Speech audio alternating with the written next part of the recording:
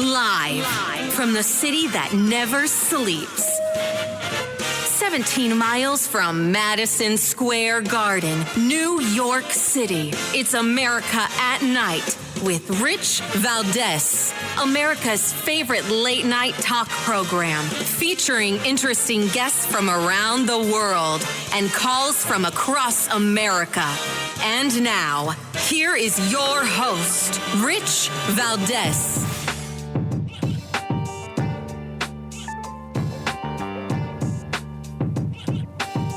Hi there, good evening, and what's up, America? I am Rich Valdez, Valdez with an S, at Rich Valdez on all of the social media. Your liberty-loving Latino amigo, happy to be here with you this Thursday. I got the day right. Our phone number, if you want to join us, 833-482-5337, 833-4-VALDEZ. And there's lots to discuss, some of it from yesterday, but plenty of new stuff from today. Iran might be getting into cahoots with Turkey. Erdogan says he may want to get involved. You've got the Turkish marching in the streets for the fallen Hamas leader. Prisoner swap in Russia. One American is left behind. The family goes buck wild on Joe Biden, and rightfully so. We still don't know who Kamala's pick is, but it's looking like Josh Shapiro, the governor of Pennsylvania, because they are desperate to try and carry Pennsylvania, and it looks like Pennsylvania can very likely be Trump country, and I'm thinking it's going to be Shapiro as well for that reason. We're going to see where that goes. And what else do we got here? Man, there's a lot. There's more and more to say about this brutal boxing match, right? You see the 1-2 punch, toma, this Algerian boxer Iman Khalif just laying this combo on Angela Carini from Italy, and we mentioned this yesterday, I think even the day before, but her comment was that this was the hardest punch she'd ever received in her life, and obviously in her career as a professional boxer. So we're going to talk about that a little bit in the next segment. But what I want to get into now is a little bit of El Trompito, right? Yesterday, he got in all sorts of trouble because of what he said at the National Association of Black Journalists. And what's funny is he says, because Kamala's black now, right? Do you remember that? That's what he said. And he's in all sorts of trouble, right? They want to keep beating him up for that. But what's funny is when Joe Biden told Charlemagne the God on a hip-hop radio station in New York City, if you don't know if you're voting for me or you're voting for Trump, then you ain't black. That was not an issue. Right? It was no issue at all. It didn't go all over the place in the media. It went all over the place in talk radio and a couple of conservative outlets. But outside of that, it was like, no, that's okay. You're allowed to do that.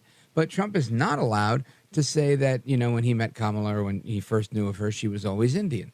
Again, I don't know Kamala Harris from a hole in the wall. And as long as I've known her, she's been black. At least I've thought she was black. She looks black to me.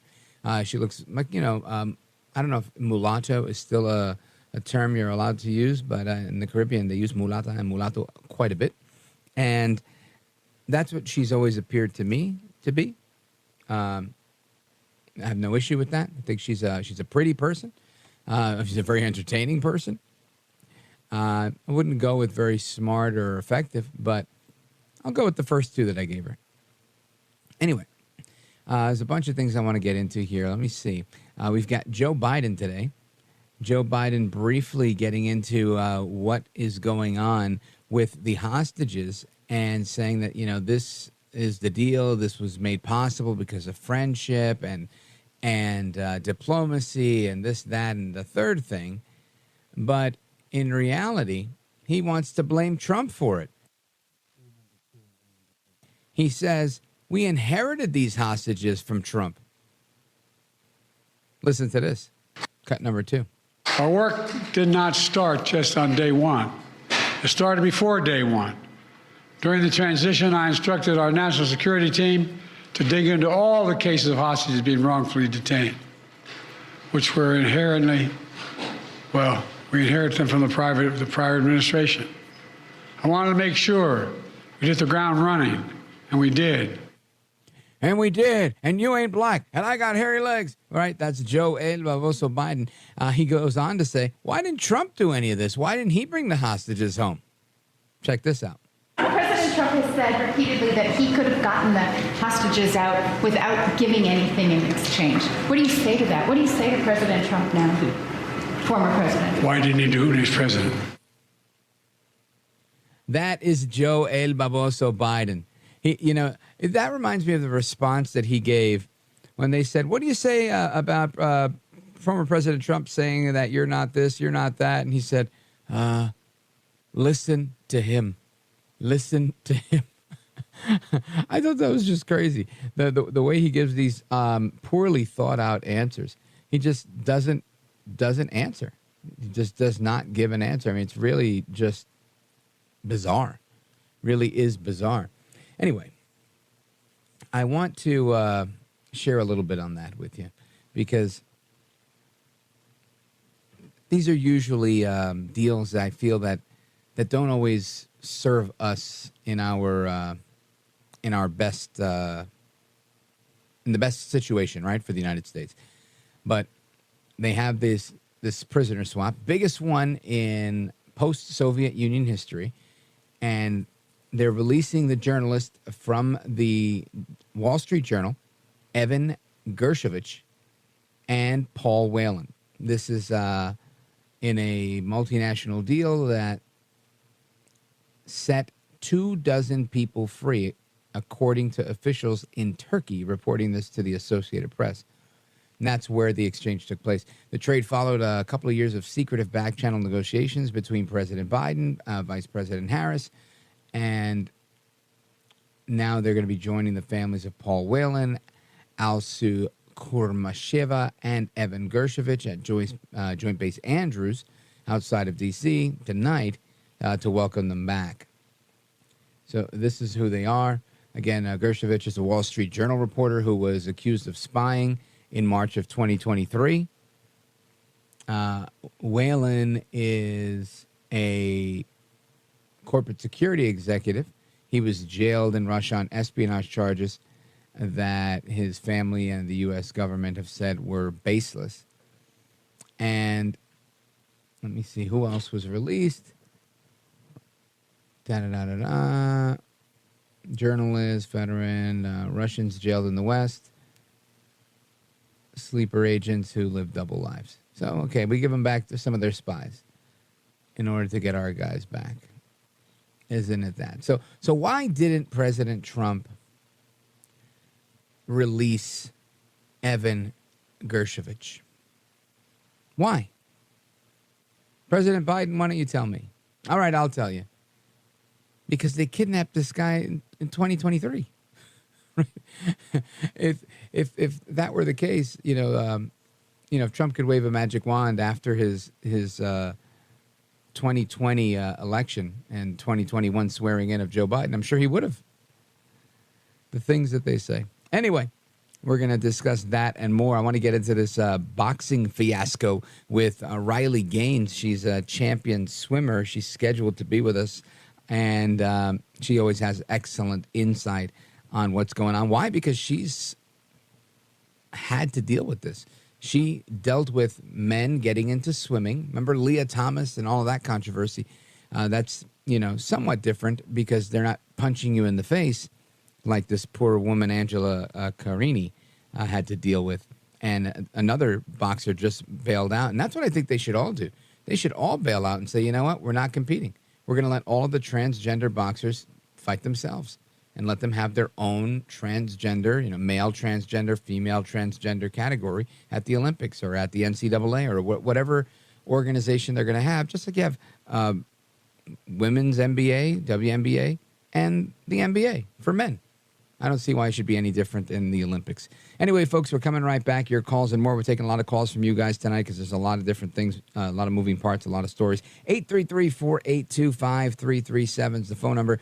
833-4-VALDEZ. This is America at Night with Rich Valdez.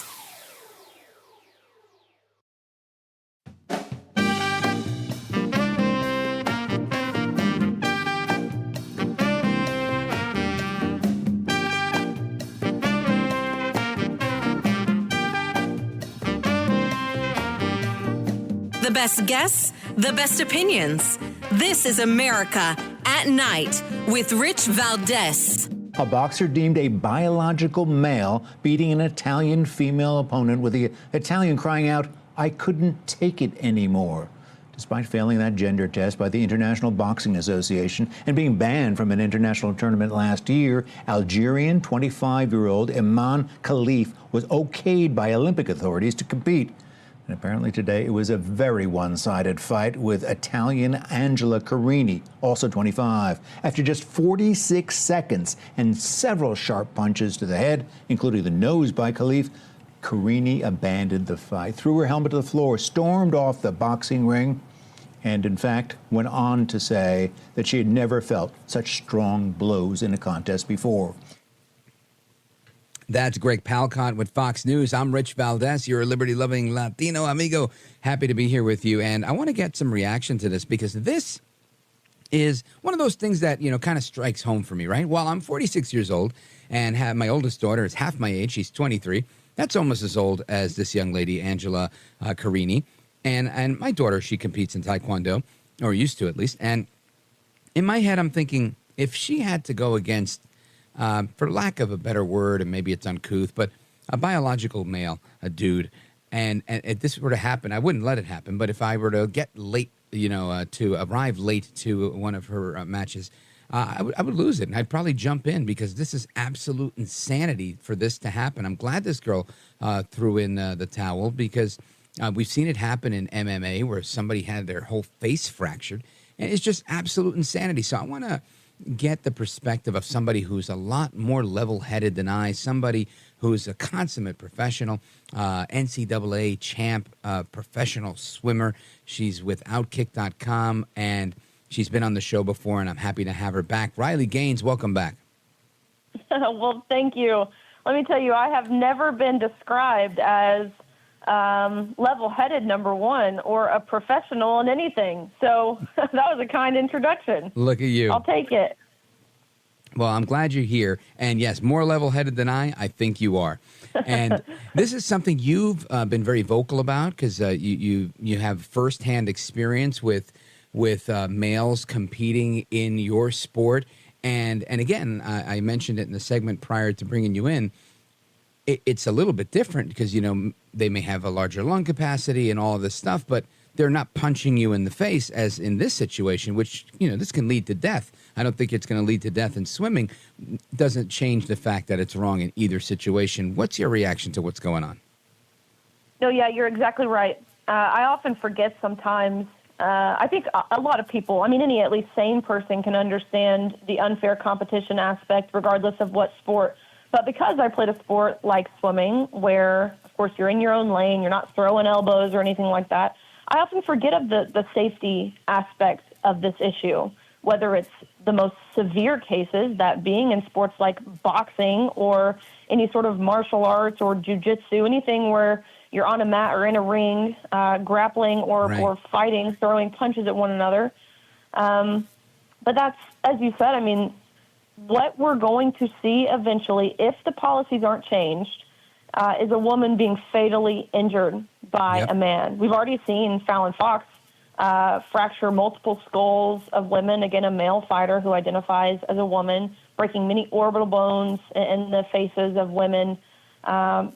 We can't be surprised. I wasn't surprised when I saw this from the Olympics. A lot of people I saw on social media said, how in the world did we get here? Have your eyes been closed? It's because this is the end goal for them.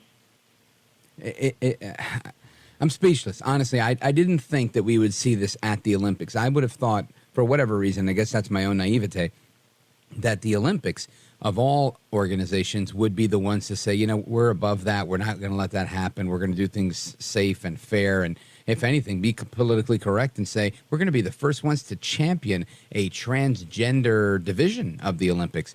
Why do you think they haven't done that? Well, because I think that would admit that they believe that those who are men who identify as women, commonly referred to as trans women, that would be admitting that they know they aren't women, and they are so committed to the cause.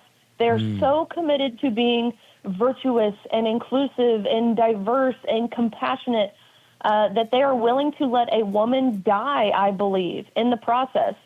I mean, if you think about it, what we saw on full display today, the IOC and the Democratic Party, honestly, a male's feelings getting hurt matters more to them than a woman actually getting physically hurt. I really believe they're that dedicated to this. I mean, evil is what I would call it as a Christian. I mean, that's how I see it. Oh, I don't disagree at all. And it really sort of boggles the mind that we're at this place where we are, that, you know, we're having a conversation about why it's wrong for some guy from Algeria. I didn't even know that you could do that in Algeria. You know, a lot of these countries in that part of the world don't even appreciate the way America appreciates, loves, and promotes transgenderism. And I was really shocked to see that. But that being said, I find it just crazy that we are at this place, this juncture where it's outside of our nation, it's outside of our politics, it's now on the international stage, following this other horrific mockery of Christianity. And it seems like, is this the Olympics sealing their own fate, or is this them signing up for, you know, this new secular, humanistic wave of the future? Well, if they follow in the steps of that, like Bud Light or Target or John Deere or Tractor Supply or any of these even recent companies that have embraced, again, this DEI narrative, I think they think that they will get new consumers, get new customers, get more viewership, more people watching. But in reality, the silent majority, I believe, day by day is becoming mobilized. They're understanding that it's not hard to say that men and women are different. It's not a difficult thing to say that there are two sexes, and there are very real differences that exist between the sexes. And so I think with that being the case, we're going to see people, I mean, you've seen even sponsors pull out of the Olympics. I don't think that's what they had imagined. I think they knew, I'm sure to some degree, there would be some public outrage. Keep in mind, this male boxer, he competed in the last Olympics, and no one knew about it. So Wow. Maybe they just thought they could kind of fly under the radar. I think that's the case.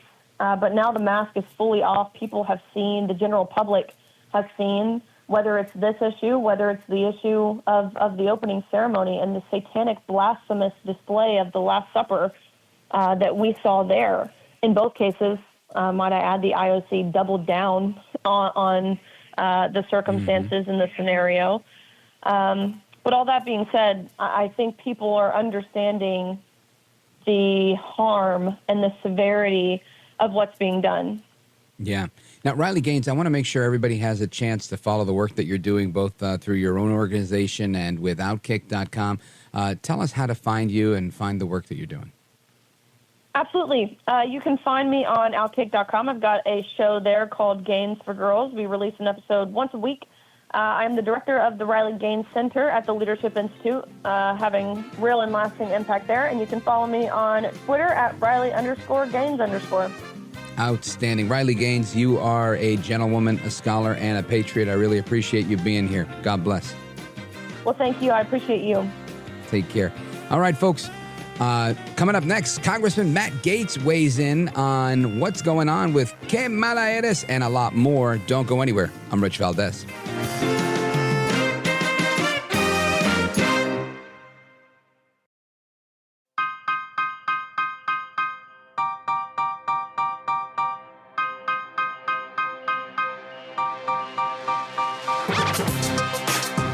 Well, thank you, Rich, and thank you for everything. I know you very well, and I listen, but I have a lot of people that listen, and they love your show, and I appreciate it very much. America at Night with Rich Valdez. The deal that made this possible was a feat of diplomacy and friendship. Friendship. Multiple countries helped get this done. They joined the difficult, complex negotiations at my request, and I personally thank them all again. And I've thanked them personally, and I'll thank them again. All told, Russia has released 16 prisoners. 8 Russians who are being held in the West will be sent home as well. These 16 prisoners from Russia that Russia has released include 4 Americans, 5 Germans, 7 Russian citizens who are political prisoners in their own country. Of course, that is Joel Baboso Biden speaking on the prisoner exchange that just went down. I want to get to the details of that with our guest, Congressman Matt Gaetz from Florida. Welcome back, sir. Oh, thanks for having me, Rich. Good to be with you. You bet. So tell me your gut reaction to what's going on here. I always feel like when we have these prisoner swaps, it's never a good deal for us.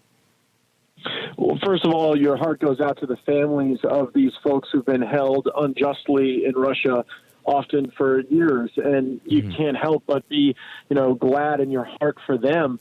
But I worry that this is a very dangerous precedent.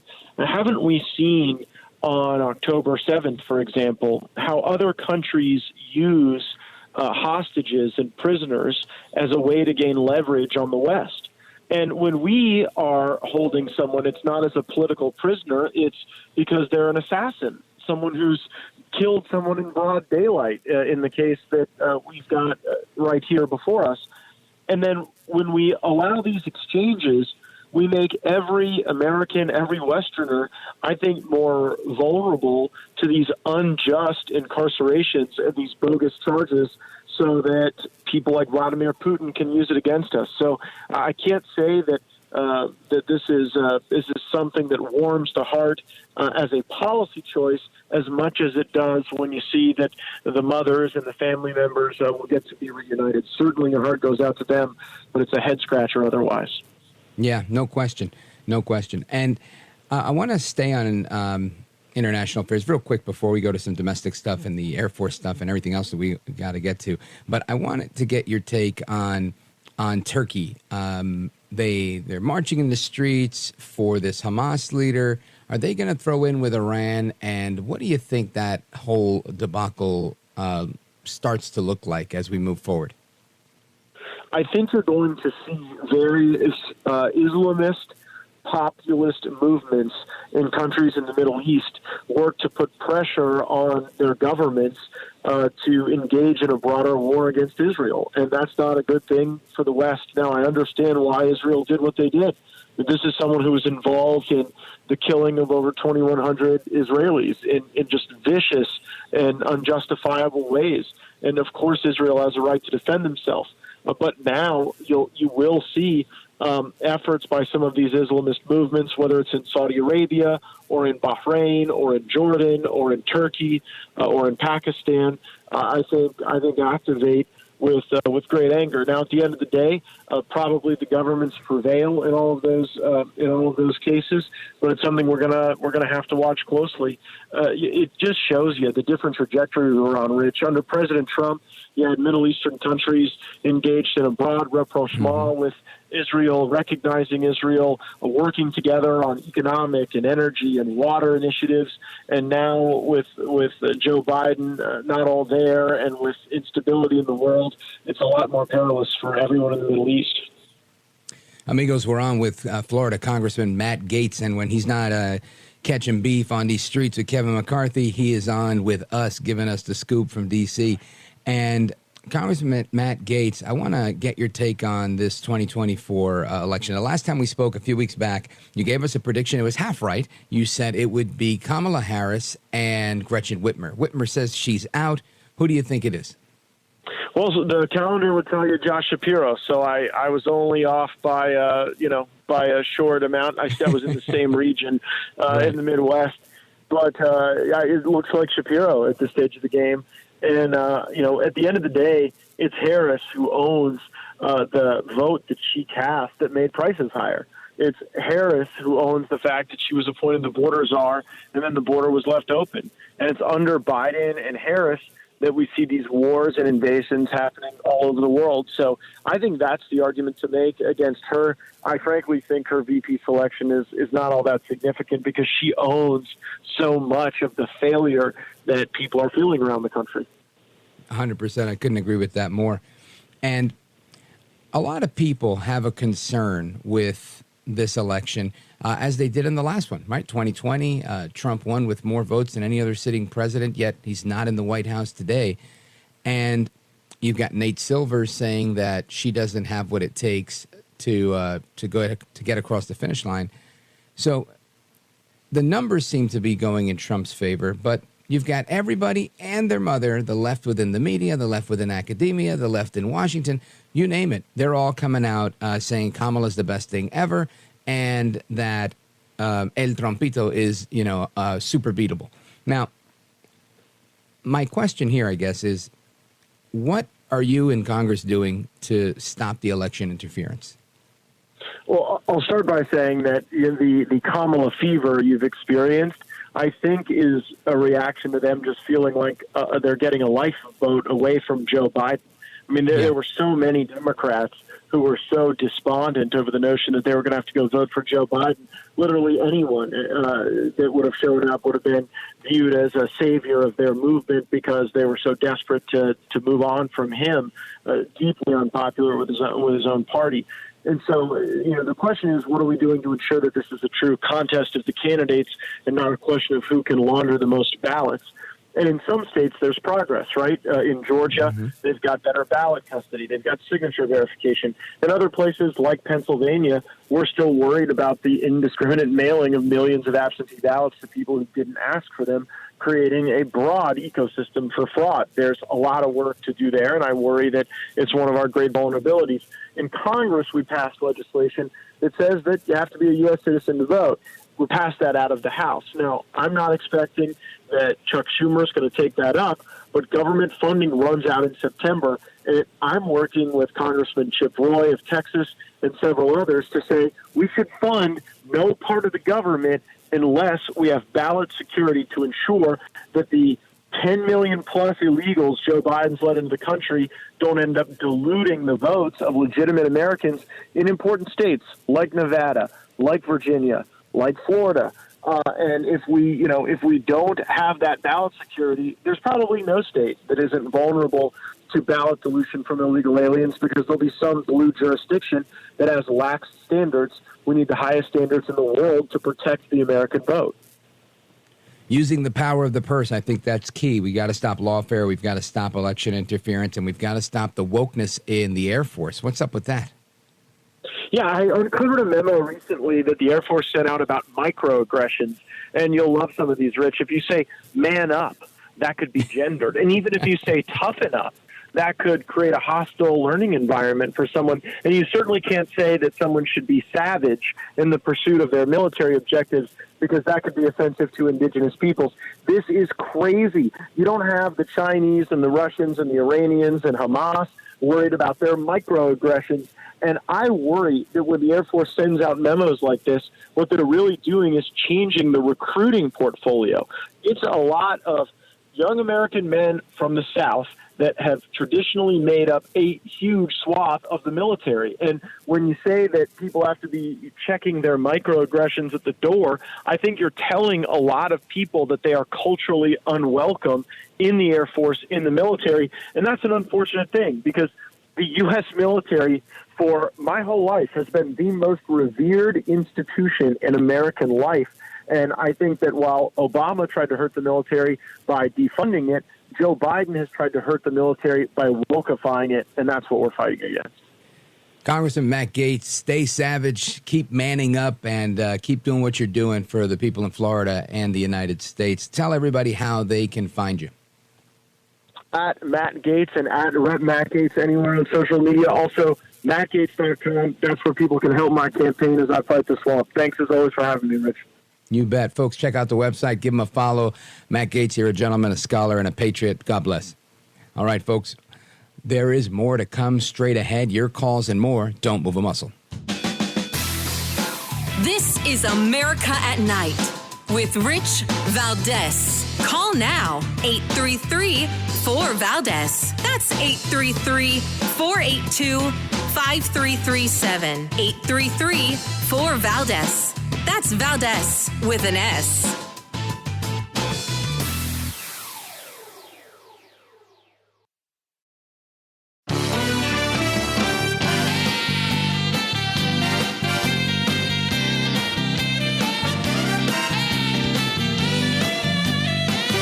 Call now, 833-4-VALDEZ. That's That's 833-482-5337. 833-4-VALDES. That's Valdez with an S. Can you please just give us your assessment of how high the temperature really is and how great the risks are now of an all-out war or a bigger war? Just taking a step back, we have been laser focused on trying to prevent that wider war since October 7th. There have been moments that have required intensive effort to keep a lid on things. The risk has always been there, and the risk remains today. And we believe we do have to be engaging in intensive efforts now through deterrence, through de-escalation, through diplomacy to prevent a wider war, and we will continue to do that. So that's Jake Sullivan, the National Security Advisor at the White House press briefing today, again saying we've been laser focused to prevent an all-out war in the Middle East. What? You've been laser focused on what? What have they done? I haven't seen them do anything except to allow Iran to pad their pockets and then him come out a week ago, or his colleague Kirby come out the other day and say Iran is a week or two away from having nuclear capability. Great. Nice job, Jake Sullivan. Great job, Joe El Barroso Biden. And even better job, Que Malaeres, the vice president. Now, one of the NATO allies, Turkey, and their president Erdogan, held a march today celebrating the murdered Hamas chief. Thousands of demonstrators marched in Istanbul, Turkey, to support the terrorists of Hamas and denounce the killing of their leader, Ismail Haniyeh. I'm pretty sure I'm saying that wrong, who was killed while visiting Iran on Wednesday. Good. Now, the protesters declared their support for the murderous resistance in Gaza, and they waved the Palestinian flag and the Turkish flag and burned at least one Israeli flag in protest. The marches included chants such as "Murder Israel, get out of Palestine," and "Salute Hamas and continue resisting," as well as "Zionist dogs will pay." Those are all quotes. The demonstration in Turkey was coordinated through social media, including joint statements from Palestinian activist groups, labor unions, and Turkey's ruling Justice and Development Party, condemning Israel's what they call, quote, destruction of Palestine. Some of the protest groups called for Turkey to ban American and Israeli forces from using a NATO radar station and an Air Force base that are located in southern Turkey. So these protests included some violence in Turkey, in the eastern Batman province, including assaults on shops and restaurants that were linked to the United States and Israel, namely Starbucks and Burger King, were trashed. And Turkish police investigated reports of customers being assaulted by these mobs at these establishments. That's all going on today as a result of Israel striking the head of Hamas, one of the Hamas leaders. Now, this pro-Hamas march followed the Turkish government's condemnation of the heinous attack in Tehran, and Turkish President Erdogan declaring Haniyeh to be his brother in a heated social media post that described the assassination as a despicable act. Erdogan also suggested Turkey could be ready to invade Israel on behalf of the Palestinians. You heard that right. Erdogan is flexing. Is he going to do it? I don't know. But obviously this is not good. This is, again, another proof positive moment that Joe Biden is horrible at dealing with foreign policy. Absolutely horrible. And you know who's just as bad as him, if not worse? Don't come. That's right. Que Malaeres, how bad she is. How bad you are, Que Malaeres. She really is terrible.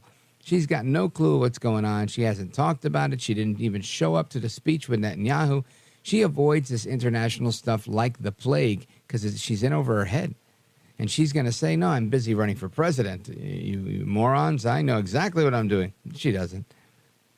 She had no experience in that as district attorney in San Francisco, as attorney general in California, a little bit as U.S. senator, and not enough.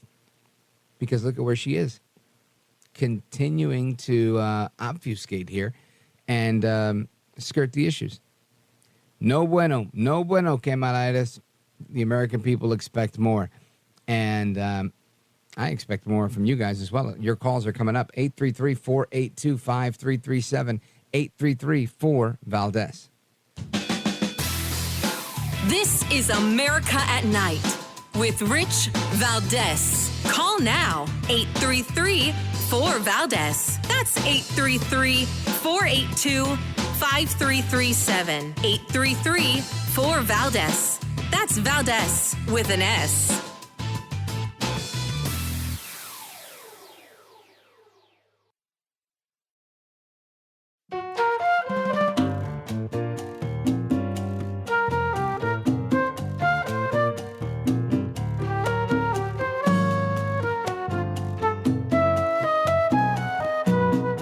He's brown, he's bald, and he's breaking it down.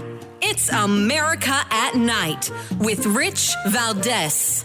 Which, as a United States Senator, I was proud to co-sponsor, and then as Vice President, it was my honor, with the President, it was my honor with our President Joe Biden to stand beside Congresswoman Sheila Jackson Lee as our president signed her bill into law. That, of course, is Vice President Kamala Harris referring to herself as the president. Now, seemingly by accident, but it's on the record. If this happens every time she says, and as president, it's as vice president, then we know that she's just trying to run game on everybody. And we're on to you. Te conozco bacalao, right? It's an old saying in Puerto Rico. My dad would say that. We know you, Kamala Harris.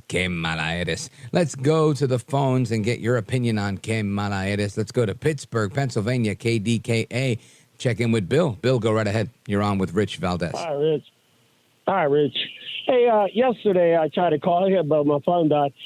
Anyways, to make a long story short, I hope. Before I get you, it's 10 o'clock. There was a guy on KDKA, from Pittsburgh, and he was a liberal.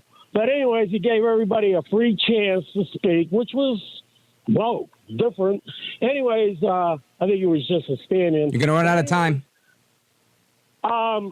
He wanted to know what everybody felt about Trump on that stage yesterday with the black journalist. And then one of my... What did you think about it, Bill? What were your thoughts? Well, I wanted to know, my first thought was, where was Kamala? And my second thought was, Trump walked into a hornet's nest with these two, not Harris, Faulkner. She was cool. She's cool. But that was my thought. And then I asked the dude, I said, anyways, what is this organization anyways? Why isn't there a Caucasian journalist group out there, committee out there? I'm pretty sure there is. They just don't call it that. But thank you, brother. I think I get the point. Bill in Pittsburgh, Pennsylvania. Got to work on getting straight to the point so that we can keep the show moving. KDKA in the building. All right, folks, we're going to continue with the rest of your calls and more. Plus, we're going to get into some other conversation. We're going to talk about a little bit about what's going on in film. I want to talk about that tomorrow. But anyway, just keep it locked right here. You're going to find out what we're talking about straight ahead. 833-4-VALDEZ is the number. Don't go anywhere. I'm Rich Valdez.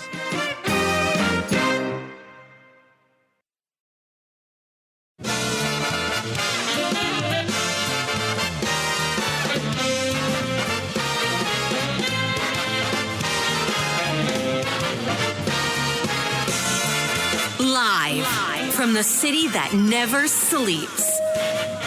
17 miles from Madison Square Garden, New York City. It's America at Night with Rich Valdez, America's favorite late night talk program, featuring interesting guests from around the world and calls from across America. And now, here is your host, Rich Valdez.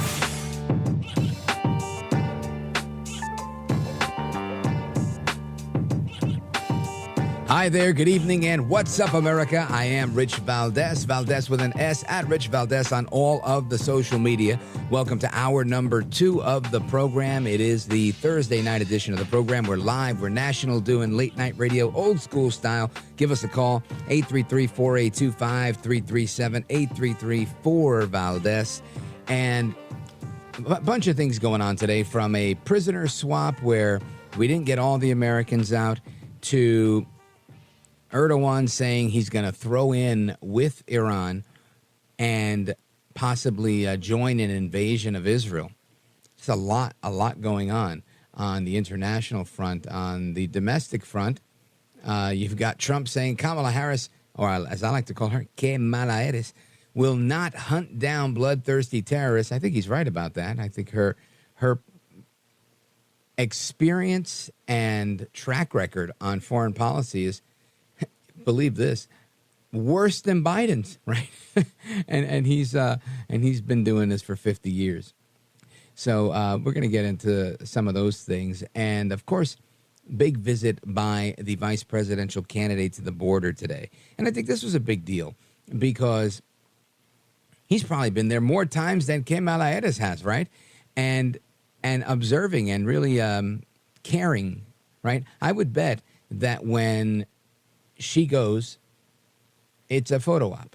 And I'm just speculating here. But I would not believe that she really goes in depth and wants to meet with the ranchers that are living there in Brownsville and McAllen and on the border and saying, what's it like?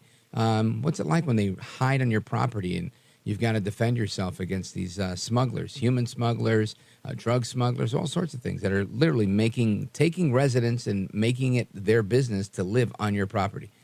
I doubt she's talking to those people. But J.D. Vance went and he talked to all the people that matter. He was there today. Listen to this. When the media lies about Kamala Harris being the border czar, here is what you're lying about. You cannot have an effective border policy unless you have somebody who is coordinating all the different agencies of the U.S. federal government. You need the State Department involved to send people back to their home countries. You need the Department of Justice involved to prosecute these terrible drug crimes. And, of course, you need DHS involved so that the Border Patrol is empowered to do their job. Kamala Harris, as border czar, was asked to coordinate all these functions of government, and she's done nothing. Every time I ask these guys, and I even asked, Brandon, Paul, let's play devil's advocate here. Tell me, has Kamala Harris done anything you've asked her to do? She is the border czar. Has your border czar done anything you've asked her to do? And the answer is no. They send letters. They make phone calls. They are begging the American president and vice president for leadership, and their own border czar ignores them. That is a scandal. That is a disgrace. And to every American watching this, it will stop, but only if you elect Donald J. Trump president in just a few months.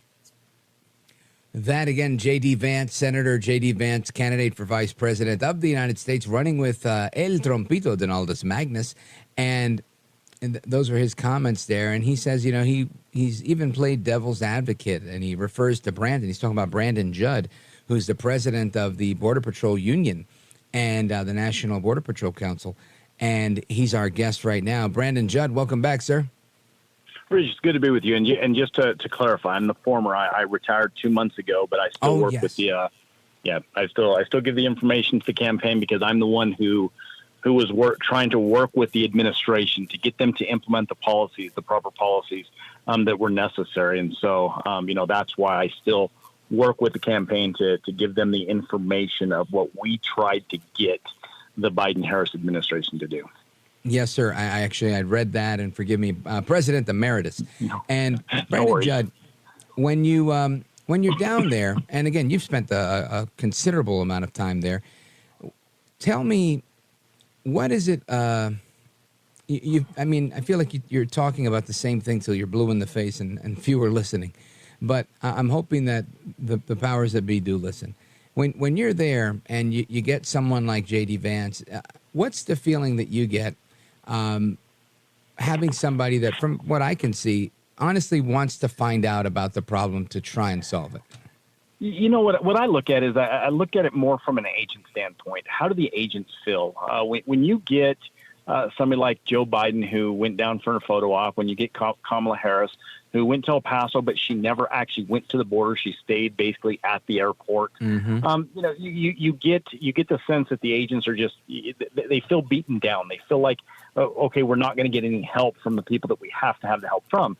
And then when you get somebody like J.D. Vance who goes down, you know, the agents, there's a lot more feeling of hope that, hey, there might be some help coming. We might actually be able to do our jobs. We might actually be able to protect the American people.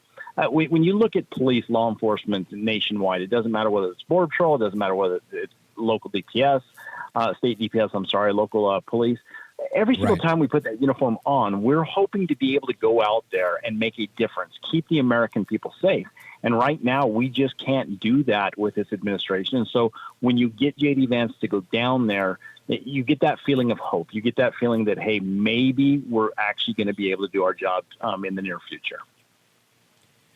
And that's honestly the position that I was asking the question from is, do you get a feeling of encouragement, or does it give you a little bit more oomph when you see somebody saying, oh, look, somebody's really actually trying to make a difference versus, like you pointed out, somebody that's coming for a photo op that isn't really going down into the actual nitty gritty of it.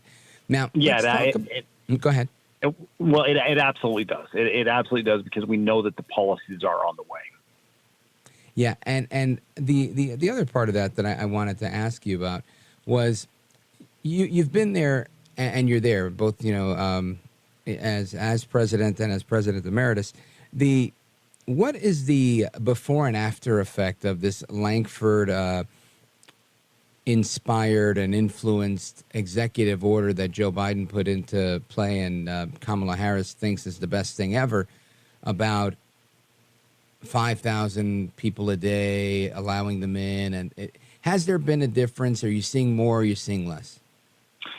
So right now, what we're seeing politics have a huge influence on the number of people that are coming across our borders illegally.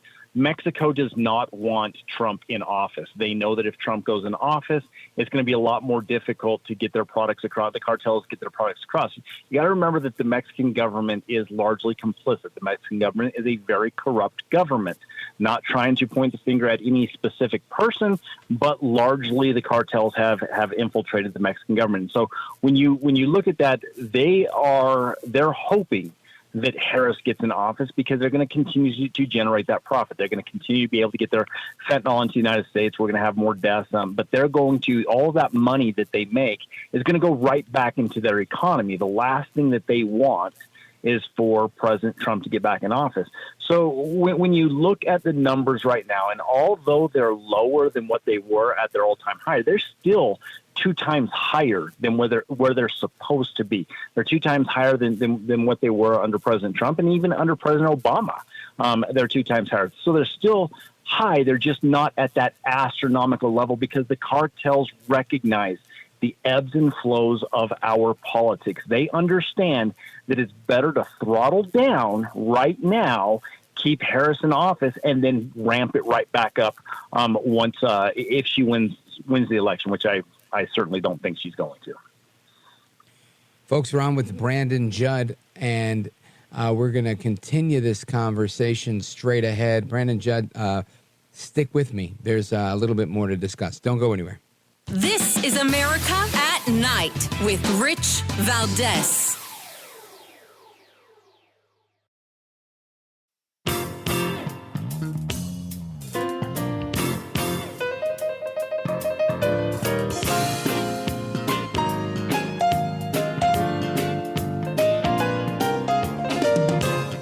I want to listen to you, Rich, all the time. America at Night with Rich Valdez. Kamala Harris came into office making promises, and she kept those promises to open the American southern border.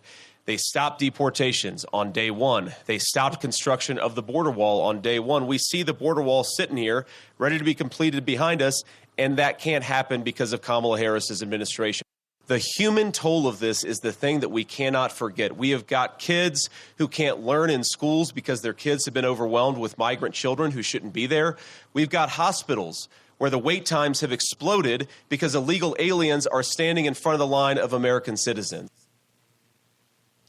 That's Senator J.D. Vance at the border today, calling out Kamala Harris for the horrible job that she's done at the border as the quote-unquote border czar. And we're getting reaction to that from a retired Border Patrol agent and past president of the National Border Patrol Council, which is the Border Patrol Union. Brandon Judd is with us.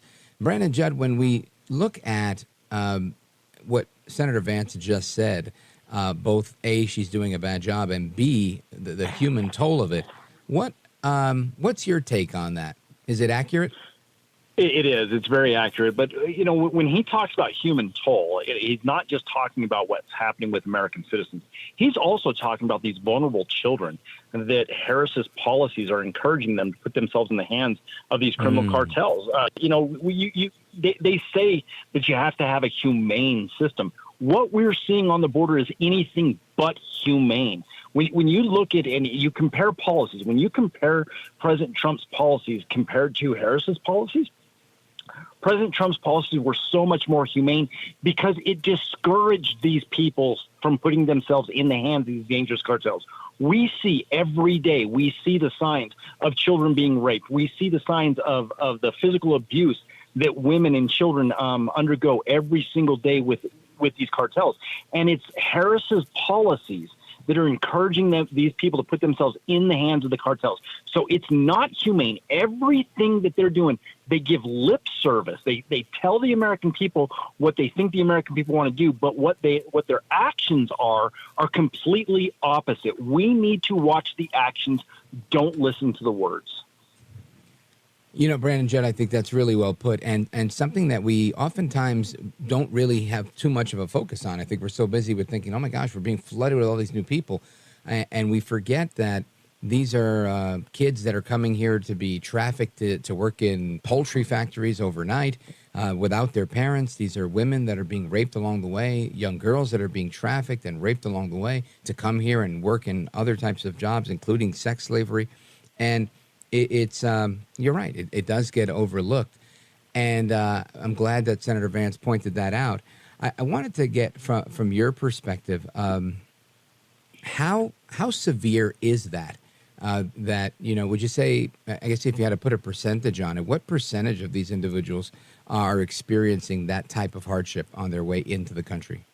The vast majority. The vast majority of the women experience this. The children, they experience this. We have children that are 13 years old that are on birth control, that are coming up here because the parents know that those children are going to get raped, so they put them on birth control so that they don't get pregnant. You know, that's how bad it is. And so when you see this human toll, when you see all of the depredation of these smugglers, and when you see the human suffering that we see every day, it's a very difficult job to do. And I'm so encouraged by the agents that do the job every day trying to protect these people. But if you don't have the proper policy, we don't need more taxpayer dollars. We don't need more infrastructure. We don't need more technology. We don't need more personnel. We need policy which doesn't cost taxpayer dollars anything. And if we had that policy, we could save American lives, and we can decrease the human suffering that is caused by these human traffickers.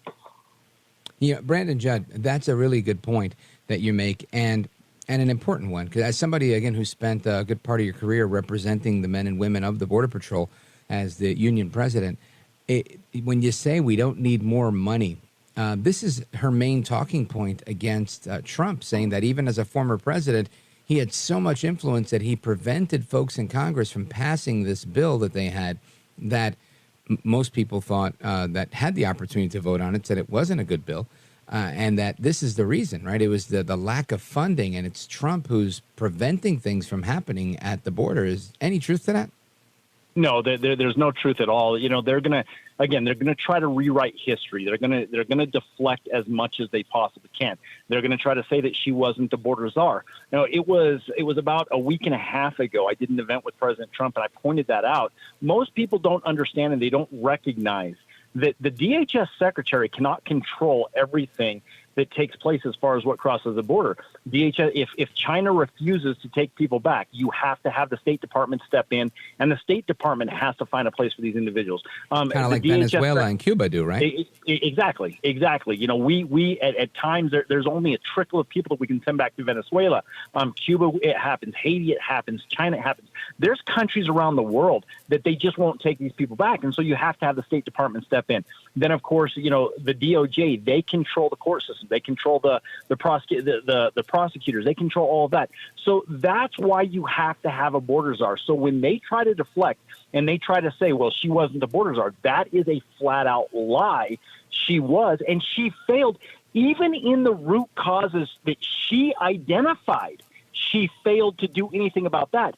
But what's worse about it is she never even looked at and talked about the criminal cartels that orchestrate everything that we see. She completely glossed over that and started talking about root causes being political instability, crime in those countries, climate change. She talked about everything except for what the main cause is, and that's criminal organizations. She refuses to go after them, and now she's touting herself as this big prosecutor, yet she refused to go after these criminal organizations. Wow, that's a really good point. Brandon Judd, it's remarkable that we have, you're mentioning this, and, it's just dawning on me that the United Nations said that this was the most dangerous border crossing on the planet. And when you hear the things you're saying, it makes a lot of sense as to why. And you realize, wow, 2 + 2 = 4. Kamala Harris and Joe Biden have put so many people at risk, not just the American citizens that are suffering the brunt of it, but the people that are going through the plight of it, of coming here. Like you mentioned, the vast majority of children and women that are coming across the border. So I thank you for really shedding light on that. And again, we knew that, but it's a great reminder, really is. And let everybody know how they can keep up to speed with you now that you're retired. How do people find you? Just watch me with President Trump. I'm constantly working with that administration. With the campaign, trying to get him elected. Otherwise, I'm just in the shadows. Yeah, good for you. Well, enjoy your retirement. Thanks for making time for us. I really appreciate it.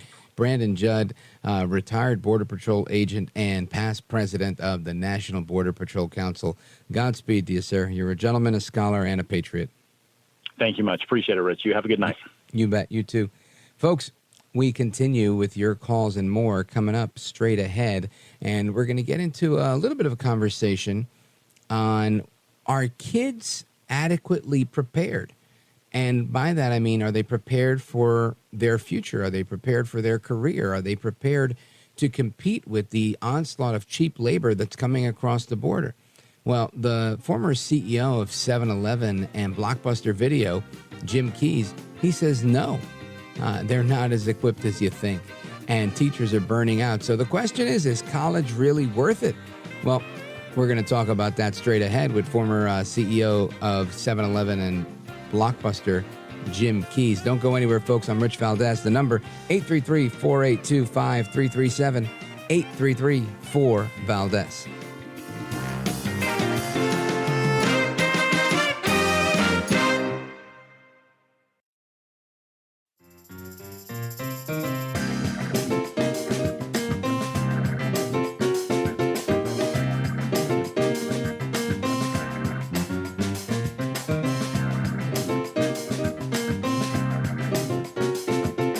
Mr. Call Screener, who is a budding radio star, by the way.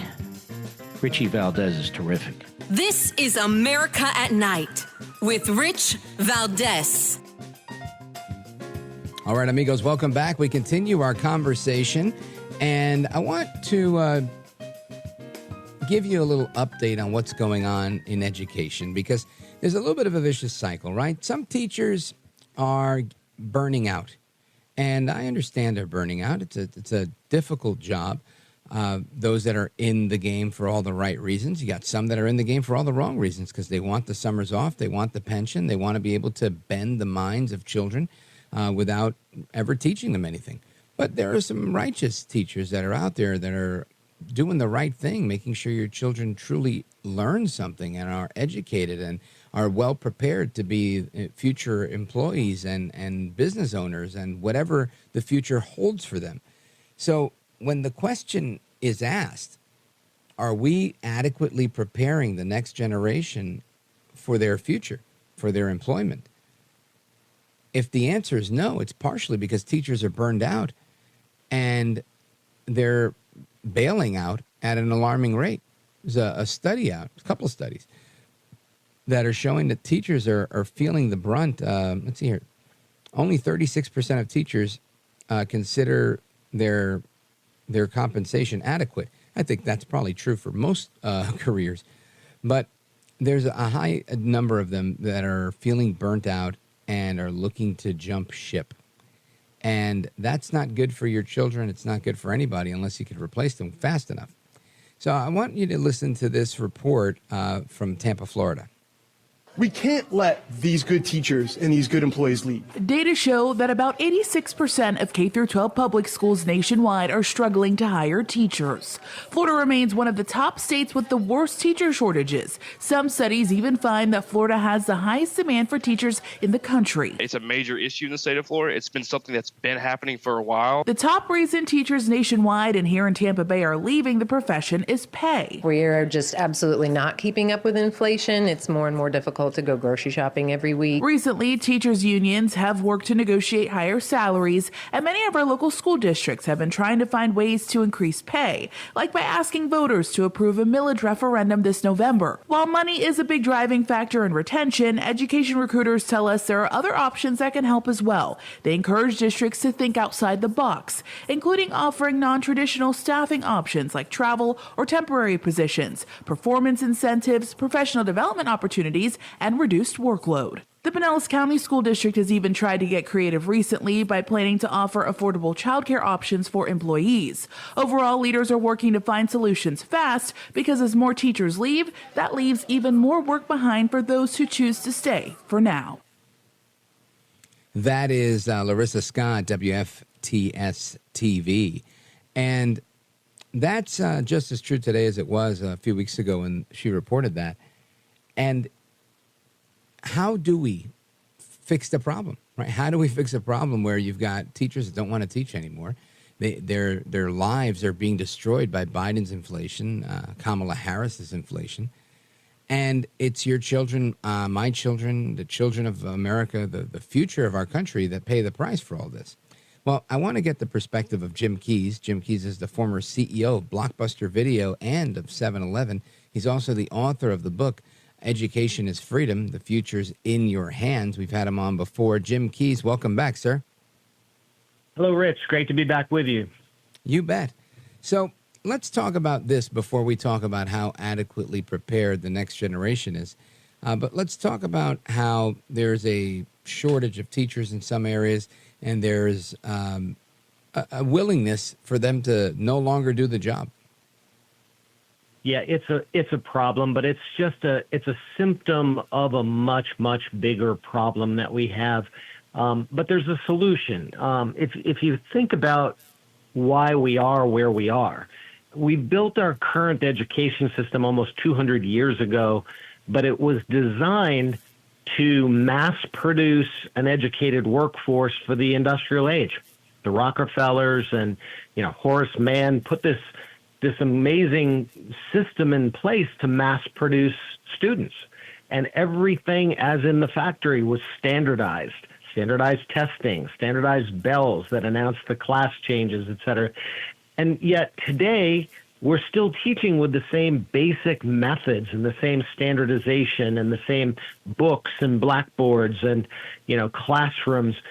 We haven't kept up with the changes in technology. So today, here we are in the information age, and we're still teaching mass-producing students in a system that was designed for the industrial age.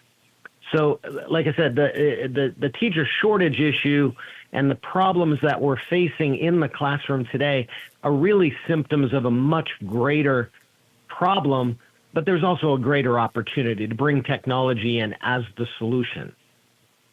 Jim Keys, that's a fair point. And from your perspective, as somebody that has to hire people coming out of school, how does one go about solving this problem? Because clearly, again, very good points. Back in the Industrial Revolution, we needed people to work the assembly lines and to do this and to do that. And we're in a new place today where we have people that are coding, people that are inputting code into AI-generated programs to do more type of work. It's a whole different world. What's the answer to this? We are. Well, in fact, it's part of the reason I wrote the book, Education is Freedom.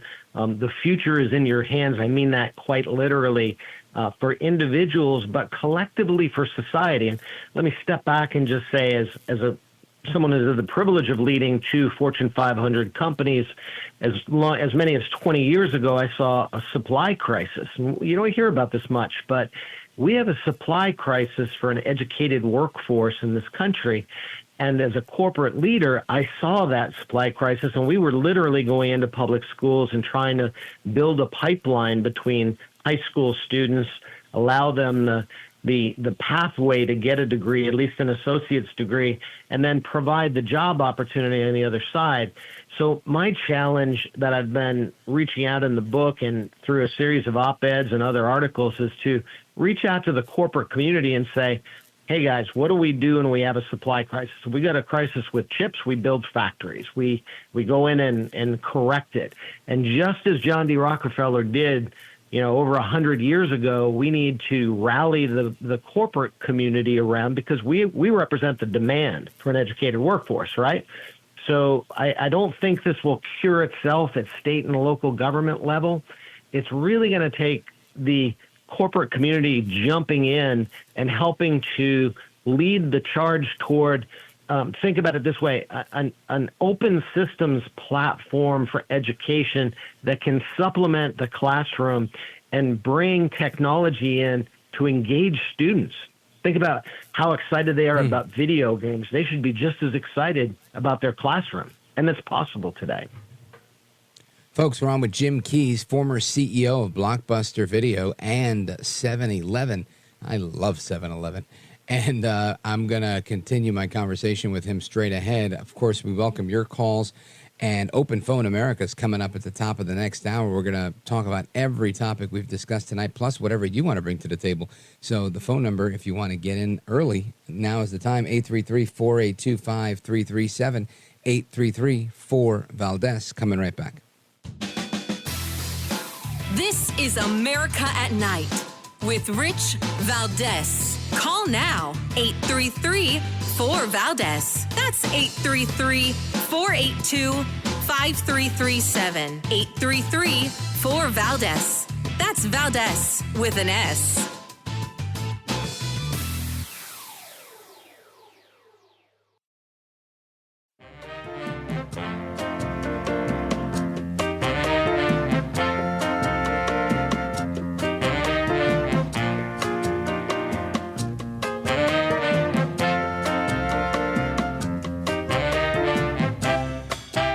So glad to be on your show, Rich. It's just an amazing broadcast that I hope the rest of America listens to every day. America at Night with Rich Valdez. All right, amigos, we continue our conversation with Jim Keys, former CEO of Blockbuster Video, one of my favorite places back in the days, and, of course, the former CEO of 7-Eleven as well. Jim Keys, as a former CEO of these companies where you hired people, this is, I think, something that you understand better than most. What's your assessment on how well prepared people coming out of public school are today? Well, sadly, they're not as well prepared as they need to be. Clearly, we've seen the math scores, the science scores declining. College attendance is declining. We'll give you an example. In China, in 2012, they had something like 40% of their people were attending college. Today, it's pushing 60. And in the same period of time in the United States, we've gone from high 50s down to the low 40% range. And what that means for corporate America is that there are fewer and fewer educated employees to take these roles. You see that in the medical profession, how many first-generation Americans there are, people from other countries coming in and taking jobs as doctors and staff in the hospitals. This same trend is happening in corporate America as well. So like I said, we've got a supply crisis for the educated employee. We saw it, as I said, 20 years ago in 7-Eleven. We had some 400,000 employees, and just hiring store managers and franchisees was a challenge. So that's even accentuated today, 20 years later. It's time for us to really do a complete redo of our public education system, especially because it's needed. It's as I said, a supply crisis. We're the demand, and if we don't do something about it, we can't fix it with Band-Aids. There's a lot of Band-Aids being discussed out there, and a lot of frustration among parents, teachers, across the board. But think about what technology has done for retail. It's completely reinvented the way we go to market at retail. Think about technology and what it's done to other industries, to the digital streaming industry, for example. So it's time for us to recognize that technology can help us transform education and engage students in a way that we've never seen before. Absolutely. And I just wonder, are we going to be able to bridge the gap or not? We are. Step one, though, Rich, we've got to address the narrative. A lot of people are mad right now. The problems with education are no different today than what we see, whether it's immigration issues or the polarization that exists, the anger, the frustration. It's across the board. But this is one of those challenges that we can't afford to politicize. We've really got to come together as a country, recognize that it really is the future, that the next generation of students and their level of education represents the future of America's ability to compete on the global stage. So it's time for us to step back from this, not look at short-term Band-Aids, but really recognize the need for a complete transformation of the way we teach and learn. The good news is the tools are there. The technology exists today. We can use AI, for example, to be able to curate a lesson to the way the student's learning. So that if a student has dyslexia, for example, we've already proven that we can overcome many of their learning disabilities just by modifying the way that we're teaching the lesson. So if you take that to the next level, we can use machine learning. Just as machine learning helps improve itself, we can use machine learning to transform the way a student is receiving information, so that the way I characterize it, it's machine learning to enhance human learning. And we can accelerate the way young people learn at a pace we've never seen before. So it's very exciting. The possibilities, the upside, it's very exciting. But first, we have to recognize the problem, stop fighting about it, and start working on the solutions together. Yeah, that makes a lot of sense to me. Folks, we're on with Jim Keyes, and he is the author of the book, Education is Freedom. The future is in your hands. You can get a copy of that on Amazon. Jim Keyes, is there a website or a social media handle you'd like people to know about? Sure. JamesWKeyes.com is my website. And if you want to find me on social media, I've got at JKeyesAuthor. It's Keyes, at JKeyesAuthor. And for the book itself, it's educationisfreedombook.com is a place that people can go read more about, understand more about the book. And hopefully this will be a book that will be given, because it's not only a learning guide for individual students or young adults, but it's also a learning guide for all of us. It's basically promoting lifelong learning, and it's a guide to learning to learn, basically, for all of us. And given the challenges with society today, so many of our issues are based on fear, uncertainty. It sounds a little rough, but ignorance. And the solution for all of this, the cure for ignorance, clearly is knowledge and education. And it's kind of like turning the light on. When you're afraid of the dark, you turn the light on, you say, oh, okay, I don't have anything to be afraid of anymore. That's what knowledge is.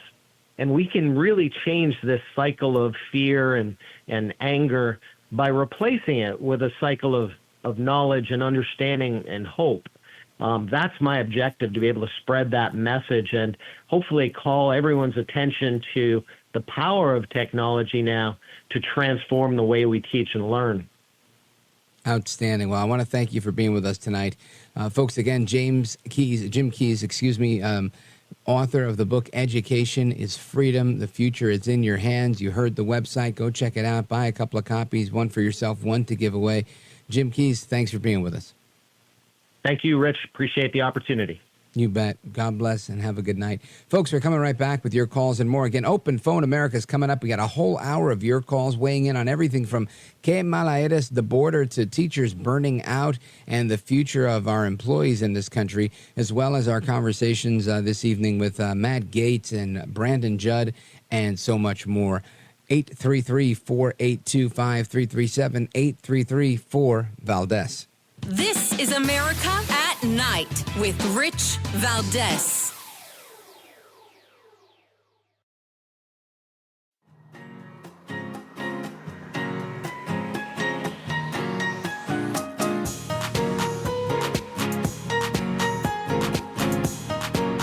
Call now, 833-4-VALDEZ. That's 833-482-5337. 833-4-VALDEZ. That's Valdez with an S. All right, amigos, welcome back. And before we kick off the next hour, Open Phone America, a time-honored tradition here on this program, started by Larry King way back in the day when he was the host of this program. 46 years ago that started. And, of course, Jim Bohannon carried that tradition for 30 years. And now I get the honor of doing it with you all, the American people, straight from New York to Alaska, which is so cool. 833-482-5337, 833-4-VALDEZ. I see the calls lining up right now. Idaho, Pittsburgh, Brooklyn, New York, Topeka, Kansas, and more as we have this conversation. I'm going to get to those momentarily. But I wanted to remind you that the gist of everything, right? We talk about a lot of topics, and sometimes they're not happy, right? We just talked about education. We got teachers that are burning out, kids that aren't educated enough, doctors that aren't up to par, so we're importing them. A vice president / border czar who's an abysmal failure according to the facts, right? The people coming through the border, the people that are here, the former president of the Border Patrol Council, and so much more. Just look at inflation. Just look at your pocketbook. Just look at the cost of things. And all of that is bad news. But I try my best to balance that with something positive somewhere, right? And not that there's positive news all the time, but it's the positivity has to come from within us, right? It has to be about the betterment of tomorrow, the hope of mañana, that tomorrow will be better than today, and that the future for our children will be better than the future than our past was for ourselves.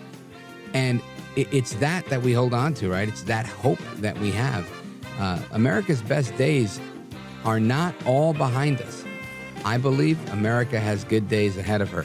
And we're going to get your thoughts and opinions on all of that straight ahead. Plus, it's National Girlfriends Day. So we're going to talk about that. I want to get calls on funny girlfriend stories. Don't go anywhere, folks. It's Rich Valdez. Hour number 3 coming right up. Don't go anywhere.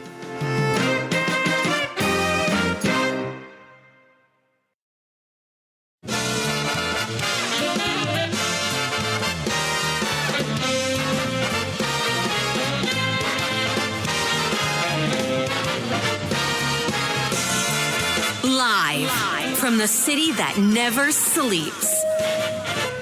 17 miles from Madison Square Garden, New York City. It's America at Night with Rich Valdez, America's favorite late night talk program, featuring interesting guests from around the world and calls from across America. And now, here is your host, Rich Valdez. Hi there, good evening, and what's up, America? I am Rich Valdez, Valdez with an S, at Rich Valdez on all of the social media, your liberty-loving Latino amigo. Happy to be here with you this Thursday night. We're live, we're national. If you want to join us, the phone number is 833-482-5337, 833-4-Valdez. And, of course, this is Open Phone America, the hour where we do calls all hour long. I'll bring a couple of updates, a couple of clips. We'll throw in some topics. Typically try to throw in some offbeat topics because that was the tradition of the late, great Jim Bohannon. He had a whole segment toward the end of the hour number 3 called The Offbeat, and that's not something I can replicate. It was a real vision of his, and it was an amazing one. But in an ode to that, a hat tip to that, we can definitely talk about some offbeat stories, get your opinions on them as we mix it in with the news of the day as well. And today is MTV Day. Happy birthday, MTV. It was August 1st when they originally launched their programming. And, of course, as many of you would know, if you've ever watched MTV, that was back when it was actually music television, and it played music videos. And you were listening to music and watching these videos. And the programs were music-related. Like there was one I was just telling Count Delacula, Tomas, our board operator in the studio, and that one of my favorites was a show called Yo MTV Raps. And, you know, it had all the greatest hip-hop back in the 90s. And I love that stuff. Of course, today, the shows that dominate there are not music-related. There are shows like Jersey Shore, which I'm not putting down. I used to put down Jersey Shore without ever having tried it, without ever having watched it. And what I learned was when Hurricane Sandy hit New Jersey and the cast of Jersey Shore had been historically at odds with Governor Christie. And, of course, I was in the employ of the Christie administration at the time, so I just never watched that show. And I heard so many raunchy things about it. I was like, oh, I'm not watching that garbage. I've got little kids at home. And I didn't watch it. But at that time, they came together like Voltron to say, hey, look, if there's anything we can do to help the governor's administration, to help the state, we're willing to work with Governor Christie to make things work well for New Jersey, to restore the boardwalk and Seaside Heights, which had been ripped up by the superstorm. So, long story short, I ended up meeting Angelina Pavarnik from the Jersey Shore. She came to a fundraiser that I put together benefiting the Red Cross and an organization at the time that was started by Stephen Baldwin called DoGood.com. And in meeting her, she was funny, very charming, very nice individual, very sweet girl. I realized, you know, you can't judge a book by its cover. So in anticipation of having her come to my event as one of the special people, invited guests and whatnot, I decided to binge watch a little bit of Jersey Shore, and I did. And I got to tell you, what an amazing show. Once you get past some of the kind of crazy that they're doing in their 20s, and, you know, definitely comes with a warning label. It's like rated R, I would say. It's adult television. It's not for your kids. But once you get past it and you really can appreciate the entertainment value and really kind of learn these characters, they're such characters. They're incredibly entertaining and informative. If you like listening to people on the radio, I think you'd probably enjoy watching these people on TV, having a few drinks, going to the beach, having a good time. It really is humorous, and I really enjoy it. It's a great product by MTV. It's a great product by the executive producer, Sally Ann Salsano. She's terrific. And honestly, the entire cast, including Angelina, who's like the villainess on the show, and she does an amazing job. So anyway, I say all that as my little tribute to MTV. That's pretty much the only show I watch, and all the spin-offs of Jersey Shore, like a Rio Shore and the rest, Acapulco Shore. Now, I know I just bored you to tears, but I let you into a little bit of my brain there. It's also National Girlfriend Day. Now, I don't know how many of you have girlfriends. I had one for about a year, on and off. We didn't get along well, and I have to say we either got along really well or we had deep disagreements on things. When I say we, I meant me, right? And I walk away from that knowing that I feel like I don't possess the level of enlightenment, patience, and couth to be in a healthy partnership with another human being. I really don't. I have way too short of a temper. I think I have some tendencies that still need working out in order to peacefully coexist with another human, in particular a woman. I think I get along fairly well with guys, but I don't live with them. I don't have to, spend that much time with them. So the jury is still out. But she's a wonderful person and made the last year really, really fun. So happy National Girlfriend Day to her. If there's an ex-girlfriend day, I guess that's the day for her. But my producer, Count Delacula, Tomas, he sent me this article on what makes a crazy ex-girlfriend, 53 signs that she's a psycho and ways to deal with her. So I want to get your thoughts on girlfriends. I also want to get your thoughts on this Olympic stuff. Because obviously we have this video that's viral now of the Italian boxer Angela Carini getting pummeled by the Algerian boxer Imane Khalif. And it was brutal. And, I give her kudos for going in there and having the courage to face off against a man and trade blows with a man. But at the same time, I think, it's going to take them taking a stand and saying, no mas, I'm not going to do this. I'm not getting in the ring with a guy.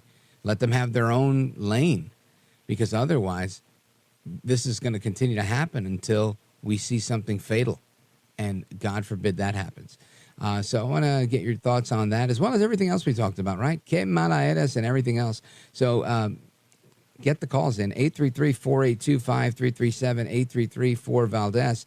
I see that we've got calls from Arizona, California, Kansas, Montana, Pennsylvania, Idaho, and I think there's a New York in there also. So a couple of lines open if you want to get in. I'm going to the call straight after this segment. Again, the phone number, 833-482-5337, 833-4-Valdez.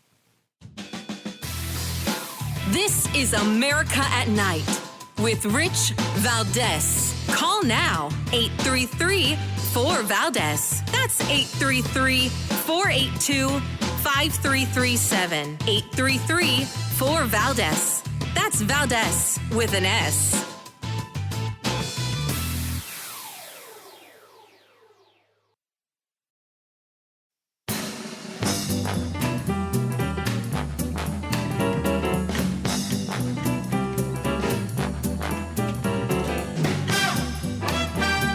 Now, 833-4-Valdez. That's 833-482-5337. 833-4-Valdez. That's Valdez with an S. I couldn't imagine getting inside the ring with the biological man. I mean, even though I spar against the men, but fighting for the Olympics is way bigger than that. It's so much more on the line. The Olympics definitely dropped the ball, and listen, I don't have anything against transgender women or transgender men. All I'm saying is that men should fight against men, women should fight against women, and transgenders should fight against transgenders. That is how I feel. I will stand with that.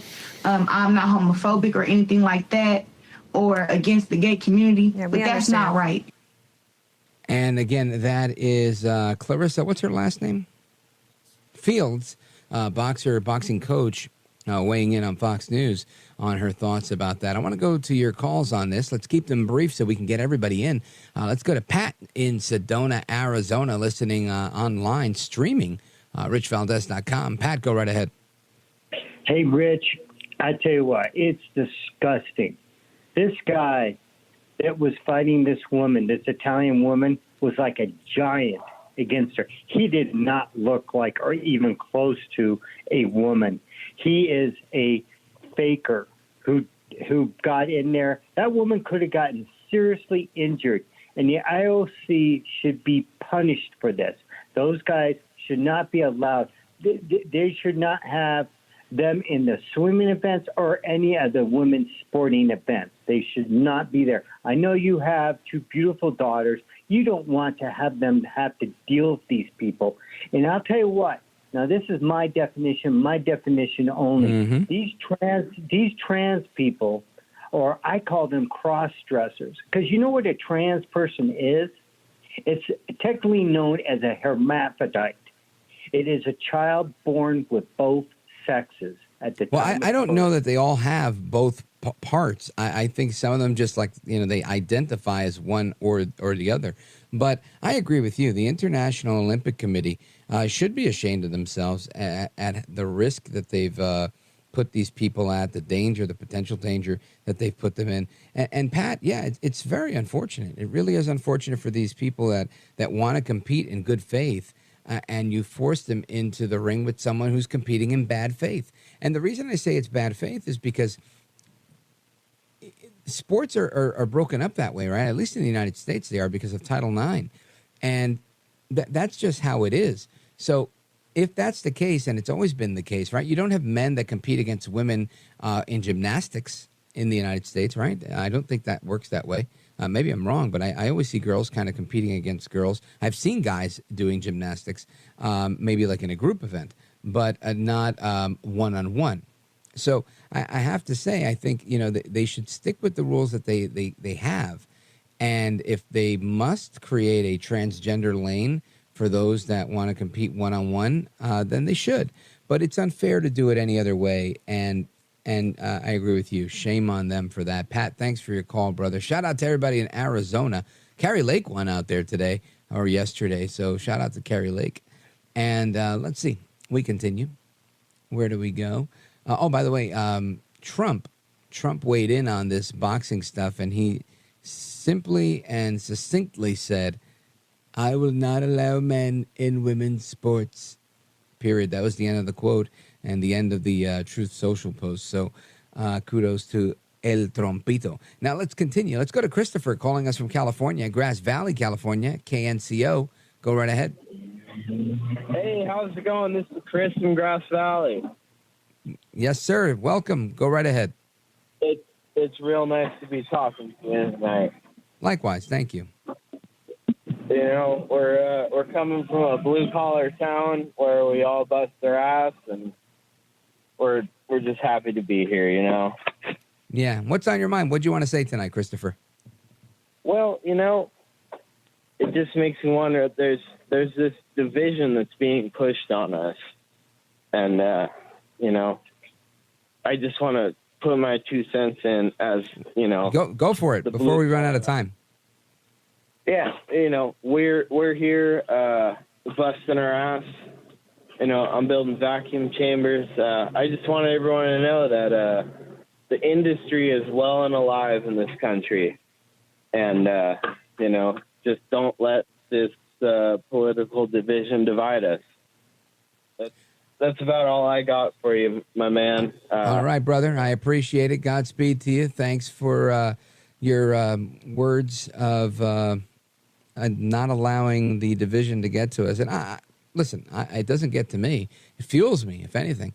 I appreciate the contrast and the nuance and the difference of opinion and the conversation that comes about from it. And I think that's part of what we do in America, right? We have something to talk about, something to disagree about. But a lot easier to do in politics than it is to do with your girlfriend, right? At least for me it is. I do all sorts of communicating with people who disagree with me all day long. But when it comes to a girlfriend that disagrees with me, it becomes very difficult. I don't know why. An area for improvement, I suppose. Anyway, we continue. Let us go to, let's see. Let's go to Dora. Dora is calling us from Topeka, Kansas, KMAJ. Dora, go right ahead. You're on with Rich Valdez. Hi, Rich. Thanks for taking my phone call. I think it's disgusting. And I don't know how many perverts are in the Olympic Committee to allow that. I haven't heard of any other guys, because he's a guy. He had elevated male hormone levels competing against females. But it's like they want to see a woman get beaten up, and it disgusts me. I'm glad Riley Gaines and so many other people, including former President Trump, they're against this, because the NOW and all those old feminist hacks, they don't stand up for the girls. We're losing our scholarships, our young young girls are. And just because a guy grows his hair long, puts on lipstick, earrings, high heels, and a skirt doesn't make him a female.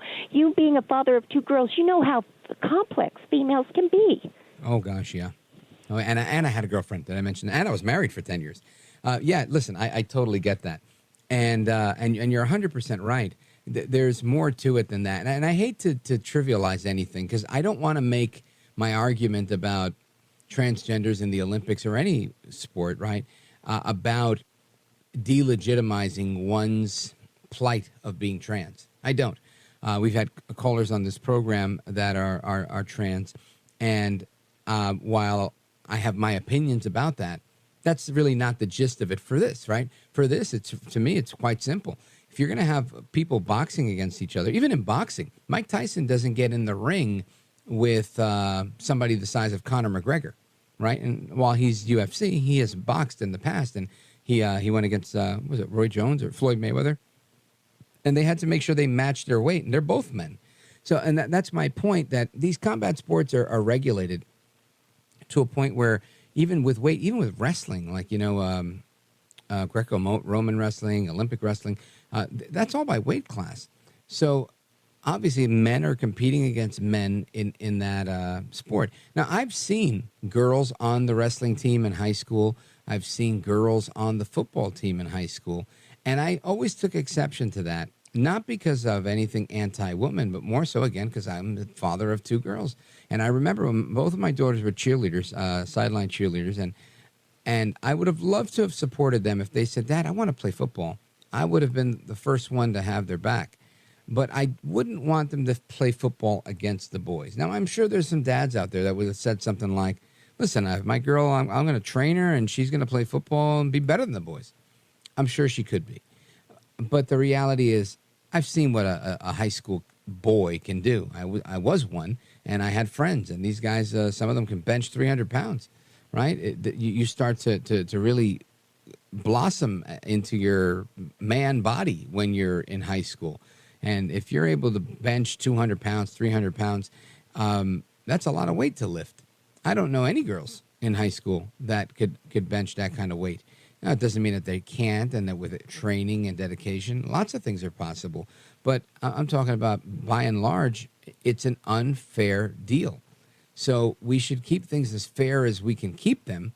And lamentably, the IOC, the International Olympic Committee, they failed to do that, Dora.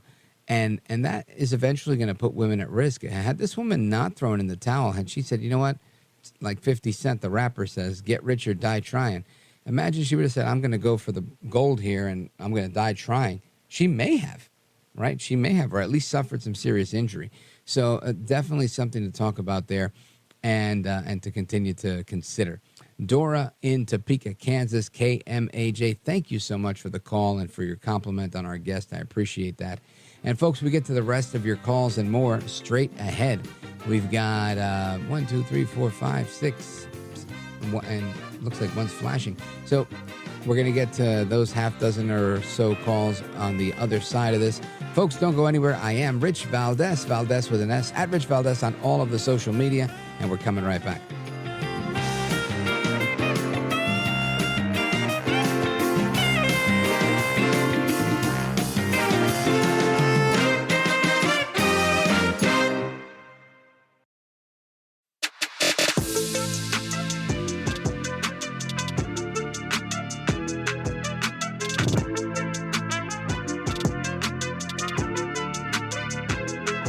Call now, 833-4-VALDEZ. That's 833-482-5337. 833-4-VALDEZ. That's Valdez with an S. So Qué Mala Eres is the most radical, the most liberal candidate out there for president. And I'm looking at an article from yesterday in notthebee.com, which is the actual real news story that is not the Babylon Bee. And the headline here is, here's Kamala explaining how she likes taxpayer-funded sex changes for prisoners. She even fought for this when she was AG of California. And the article goes on to, to ask, have you heard that Kamala Harris is the most radical person to ever run for president? Well, she is. And here's why. Listen to this. When I was Attorney General, I learned that the California Department of Corrections, which was a client of mine, I didn't get to choose my clients. Right, a client of the Attorney General. A client of the Attorney General, right. Of the Office of Attorney General, that they were standing in the way of surgery. For prisoners. For prisoners. And there was a specific case. And when I learned about the case, I worked behind the scenes to not only make sure that that transgender woman got the services she was deserving. So it wasn't only about that case. I made sure that they changed the policy in the state of California so that every transgender inmate in the prison system would have access to the medical care that they desired and need. And I believe it was not only, I know it was historic in California, but I believe actually it may have been one of the first, if not the first in the country, where I pushed for that policy in a Department of Corrections. Of course, that is Kamala Harris, and that clip is from a 2020 summit, the last election, where the National Center for Transgender Equality and the National Center for Transgender Equality Action Fund, it's a mouthful, endorsed the Biden-Harris ticket back in 2020. So she's literally bragging about working against her client, the state of California, to ensure taxpayers were funding surgery for mentally ill individuals that identified as women. And almost certainly want to be housed in a women's prison instead of a men's prison. And this is what she was doing. Most politicians don't go this far. They don't. She decided to go that far. So that's Kamala Harris and just some of the crazy that she's involved in. Now, I want to continue with your calls. Let me see. Where do we go? Let's go to George calling us from Pittsburgh, Pennsylvania on KDKA. Go right ahead. Hello, my friend. First-time caller. I'll tell you what, 14 miles south, Pittsburgh and KDKA land. Wow. Well, welcome, George. I appreciate it. Yes, sir. Lived in Long Island. My brother might be listening tonight on Lake Ronkonkoma. So there we are. I'll tell you. I used to have a listener named Ron out in Lake Ronkonkoma. Really? He's been out there since about 78. We moved, or 88. We moved out into New York in 84 when we got laid off from steel mills. And I came back. Wow. He stuck it out all those years. Good for him. I love it out there. It's so expensive, though. But I'll tell you what, this election has me excited. I like politics. I'm part Greek. It's part of my genetic stock, that's for sure. And I did vote for the Donald back in 2016. And I was really concerned about Benghazi and a lot of issues like that. I used to talk to Mr. Bohan about that this time of the night. I worked in a restaurant after I had taught school for years. I used to call him up about one or two to talk about this against Hillary. But right now with Kamala, I think she is appealing to a lot more people than the Donald, as we used to say back in 2016, a little more affectionately in 2016. I looked at him. I looked at Chris Christie and Rudy Giuliani, my love of the Northeast. And I thought, man, this can be a great trio. But it all seemed to went kaput. And one thing that really bummed me out with President Trump was a little past his midterm, he kind of sold out the Kurds. And I heard you say about 45 minutes ago that Erdogan from Turkey, along with Iran, is thinking of a little joint maneuver and attack in Israel. Ancient enemies of the Greeks, no less. And when Trump sold out the Kurds, that did something to me. That was in September, late September, early October of 19, about 6 months before the COVID started. And it just really soured me because he campaigned for the Kurds. And he talked about, what about the Kurds, a handsome fighting force? We should indoctrinate them. And then he just sold them out to appease, I feel, Putin, Hesep Assad, or his son. I always, Bashar maybe, and Erdogan. So so you've taken exception to Trump's decision with the Kurds. Now, tell me, do you feel that is going to prevent him from winning the election now, or do you think that has anything to do with Kamala's rise in popularity? No, most people won't even be aware of that. And that's typical American politics, especially typical American foreign politics. I'm 67 years old. I've seen it come and go, man, since I was in the 60s. So do you think Kamala's popularity is a flash in the pan? No, I wonder that. You think it's genuine? You think people really like her? I do, and I think it might behoove her because of that potentiality of being in just about a 3-month race, and that's about where we are. So I don't. So let me ask you this, because this is a genuine question. Kamala Harris has polled miserably since the very first day that she got to Washington, D.C. as the worst vice president. Her unfavorable rating has always consistently been bad. It's been not good, and she has never been considered seriously for the presidency because she couldn't get past Iowa. And none of those facts are different today. And she's still a very weak vice president. She hasn't presented herself at any primary, and none of her positions have changed on anything. So I'm thinking whatever made her unpopular before is going to make her unpopular now. The only difference here is that she's, in effect, beating Biden, right? She's running against Biden in the court of public opinion, and they're thinking Biden can't win. Biden's horrible. Biden's this and Biden's that. Okay, so we'll put some window dressing on Biden, and we'll call him Kamala. So now we have Kamala Harris out there making her little laugh and a couple of jokes. And I know Donald Trump, and, we're going to win again, and her little Southern twang that she added. But ultimately, who she is, what she stands for, and her record remains unchanged. And that's the same record that she ran on when she tried to be president. That's the same record that she owns. It's hers. So when you say, and I'm not challenging, I'm really just curious. When you say that you think people are genuinely liking her because all of a sudden she's magically more popular now, where do you think that comes from? I don't think she really has the President Biden baggage anymore. I mean, we think things very short term, and I think she's pretty much out there on her own. And when she picks, I don't know if it's going to be a wise pick to pick Shapiro, even though all the stars are lining that way, even where she'll be on Tuesday, if not earlier in Philly.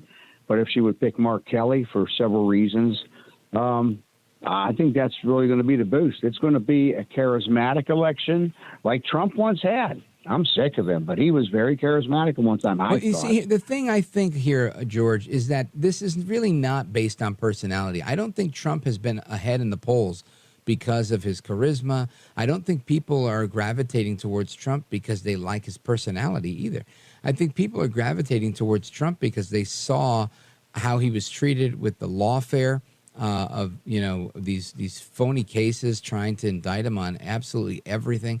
I think people look at Trump and they go, wow, I couldn't stand him before. He's orange man bad. He's so arrogant. He's this and he's that. But when it came down to everything, I could afford my groceries. I could afford my new car. I could afford my mortgage, and everything was okay. And now I haven't been able to afford anything since Joe Biden's been in office. And I think that feeling hasn't gone away for people. And I know that because I put gas in my car, and it's still very expensive. I buy food, and that's still very expensive. And unless things magically get cheaper for Election Day, people aren't going to forget. Doesn't matter how short or long these elections are. People are going to make a decision based on what's best for them. And I don't see Kamala being what's best for America because people aren't gravitating to Trump because of any magic ability that he has with his personality. I think the new people, those people are already on board. They've been on board forever. The new people are all on board because of what they think he can do, because they think we can bring it back to those pre-pandemic earnings for people, where pre-pandemic interest rates, pre-pandemic inflation, pre-pandemic low unemployment. And those things, I think, are what are really exciting to people, the prospect of voting for a President Trump. So, George, excellent conversation. Thanks for joining us. I appreciate it. I'm going to take a quick pause right here. We're coming back with the rest of your calls. Don't go anywhere. This is America at Night with Rich Valdez. Call now, 833-4-VALDEZ. That's 833-482-5787. 833-4-5337. 833-4-VALDEZ. That's Valdez with an S.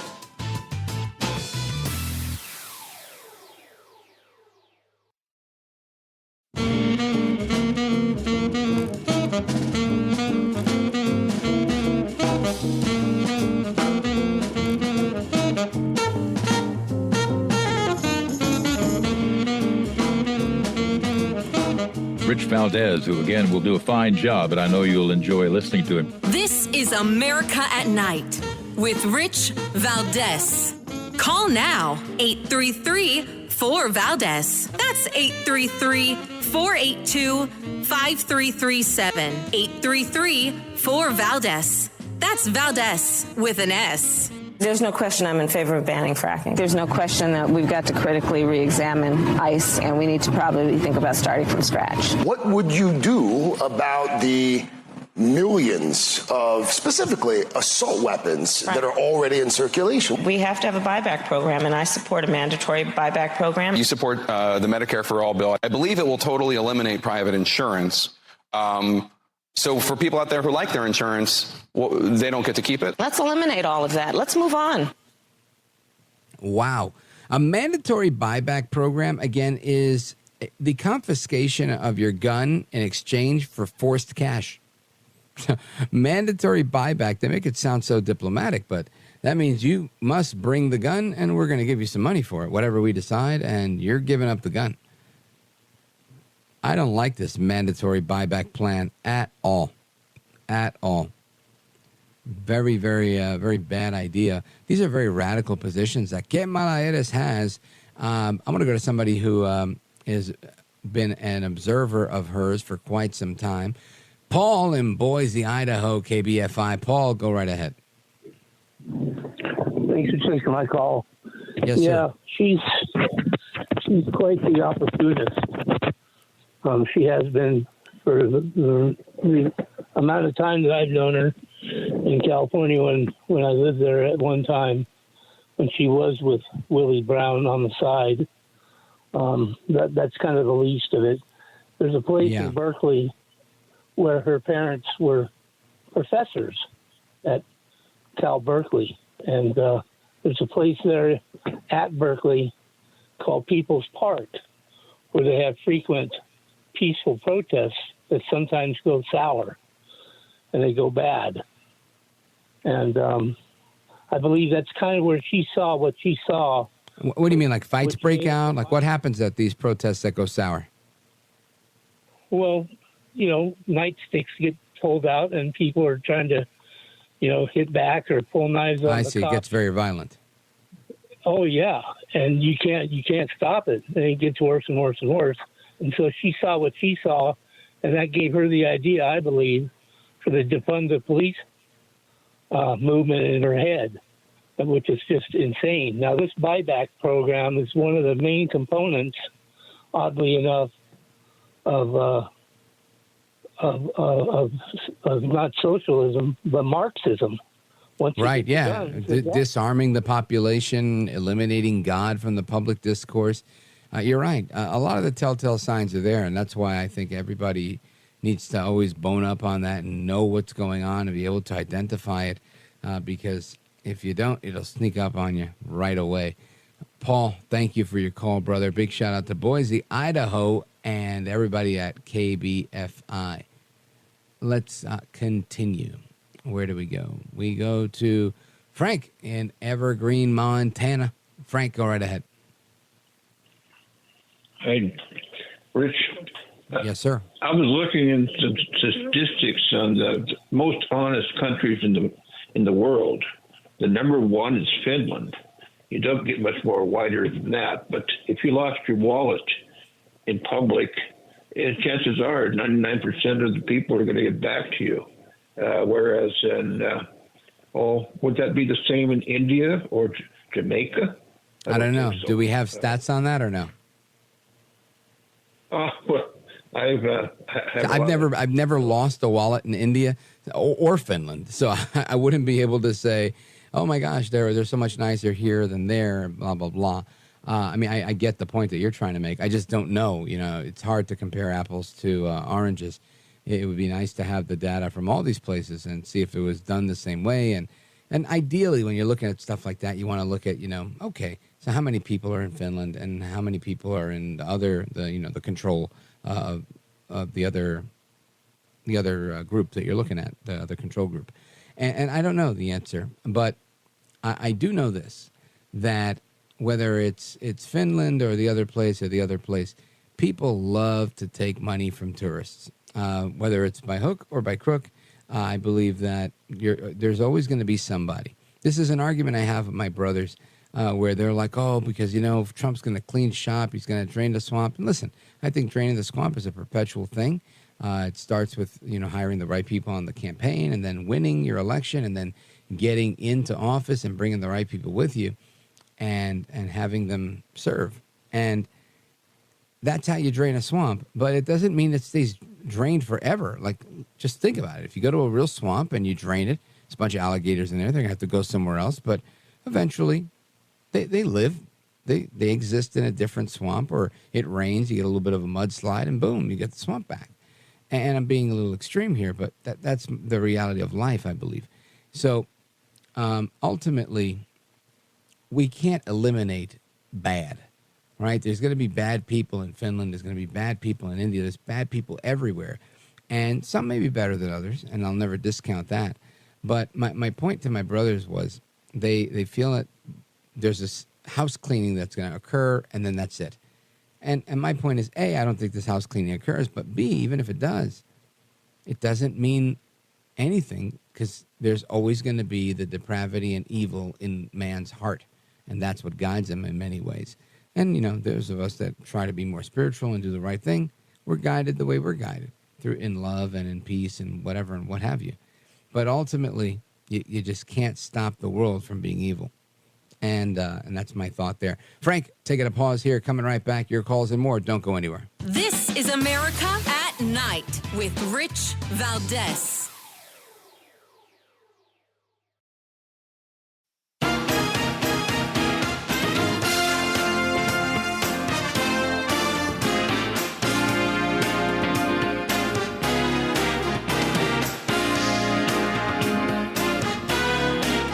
All right, amigos, we continue with the speed round. 833-4825-337-833-4-Valdez. And I want to go to Scott calling us from Ennis, Texas, listening online. Go right ahead, Scott. Well, I want to just say real quick about our education system. Our education system has been overtaken by the extreme liberal left, and they've been doing it for quite a while now. We don't teach kids anything that they need to live life in school. We teach them how to be fairies and maybe the opposite sex or whatever. Stupid crap. My wife's a structural engineer. She is dying. She owns a company. She's dying for structural engineers. You can't get a person. They don't teach math at school. If they do, they teach new math. It is absolutely crazy. I mean, it really, I think it's called the A2 visa or something like that. It's really about the only way you can hire somebody smart enough to do structural engineering work, because there's the math system, the kids are so afraid of it, they shy so far away from it. Even when they get into college, they're so unprepared. Yeah, it's harmful.